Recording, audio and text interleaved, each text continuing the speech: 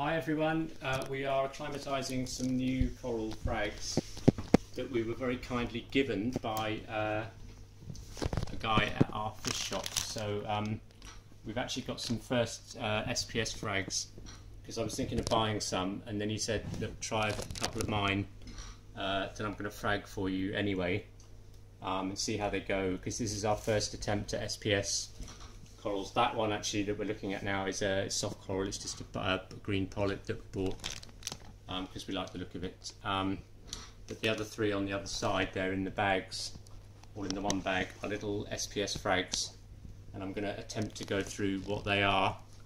On that base there on the left, there are 3 frags that he's super glued on, and they are a purple stylophora, a blue staghorn acro, and a rainbow pocky or pochi pora, something like that, pochilopora. To be honest, I don't have a clue exactly what they are at this point. We were given them, so we're going to see how they go.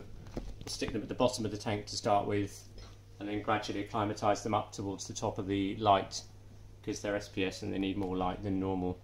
So on the other 2 little bases there, one's actually not on a base.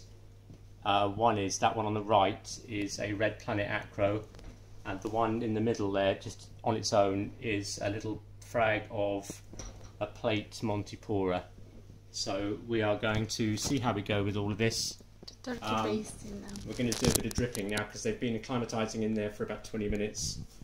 We're going to drip some of our tank water into the bags now. Clip's working really well. With the turkey baits, yeah, we just clipped on the side there and acclimatise them to the temperature first. The bags have little mini holes in them anyway, so we're just going to turkey baste a little drop of water. That's probably enough to start with, and get them used to our parameters. We'll probably do this for about an hour before we place them at the bottom of the tank.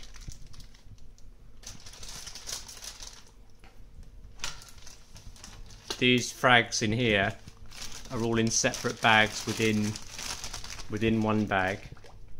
He's cleverly bagged them up so that they are in the same water but not touching.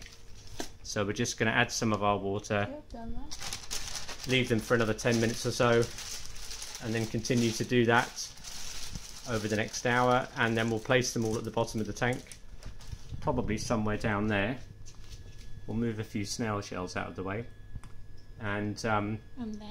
yeah, and then just leave them acclimatising, and we will let people know how they go over the next few months. So this is our tank 4 hours later on the same day, and that is our Zoa frag that we got this morning. It's all opened up now. It took a while to open up, but it looks fairly happy there on the bottom. We'll move him to a different position once he's acclimatised. On the sand bed we've got a little coral garden that was kindly made for us by the guy in the shop. These are our SPS frags, and we're trying to identify them all. We think we've pretty much identified them, but they are very small and very, very tiny, fragile at the moment. Yeah, so we're a bit nervous about SPS because we've obviously we've heard it's more difficult to look after, but we've had some success with our other corals, so we have taken the plunge with these tiny little frags, and he suggested to us that we could take some little frags from his tank and see how they did before we spent money on larger colonies of SPS. So that is a red planet acro, I believe, in the front, and at the back is some a couple of different plate Montiporas. That is a bit of a guess done through Google, but that seems to be what they are. Obviously we're going to move those up once they've acclimatised. They have got more colourful and open looking since they've been in the tank, which is a good sign. And that's our flower pot coral, which is still there. That's another Zoa which we got a couple of weeks ago. these next ones I'm going to show you have been, Just close down. been in the tank a couple of weeks. Yeah, they do open and close, that's kind of normal. This is a red one, which we got No, at the this same time. one is the. Oh, it's the torch coral. I can't see what's being filmed, but yeah, there we go, it's the torch coral frag, which seems to be fine. And where is the frag? And the red one is there somewhere. Yeah, where? There it is. And that one seems to like less light than the yellowy one, so we put it in a darker position for now, and it opened up much more readily. So our tank's looking a little bit more crowded at the moment. Hopefully that will continue and things will start to grow. But we're taking the plunge into the unknown with the SPS and hoping it will be a success. So far, we're gonna leave them in the sun. Yeah, this week we'll leave them on the sand bed to acclimatise. Obviously, when acclimatising new corals, we've been told to put them in a low light situation to start with, and obviously that means lower down in the tank. There's our sun coral, which is going from strength to strength, and that is down purely to feeding with that coral. It must be fed to look like that, otherwise it doesn't open.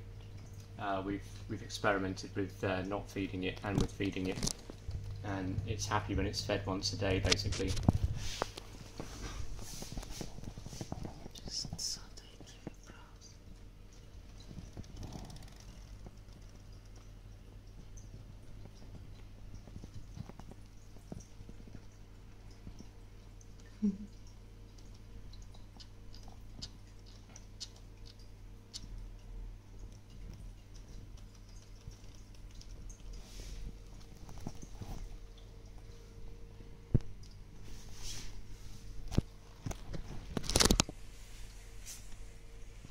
It's a turbo snail without the shell.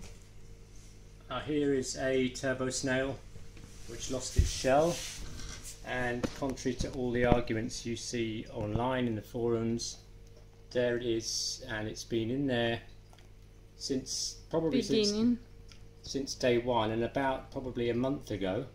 So we're talking about a snail that's been in there for 6 months, and about a month ago it decided, there's a couple of them now with no shell, and they seem to behave as normal in the tank with no shell.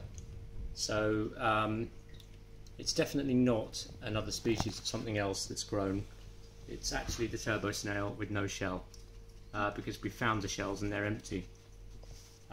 So contrary to popular belief, they do seem to be able to live quite happily with no shell. We're not sure why its shell decided to fall off, but it doesn't have obviously any predators in the tank that want to kill it or eat it, so it seems to be quite happy running around with no shell on.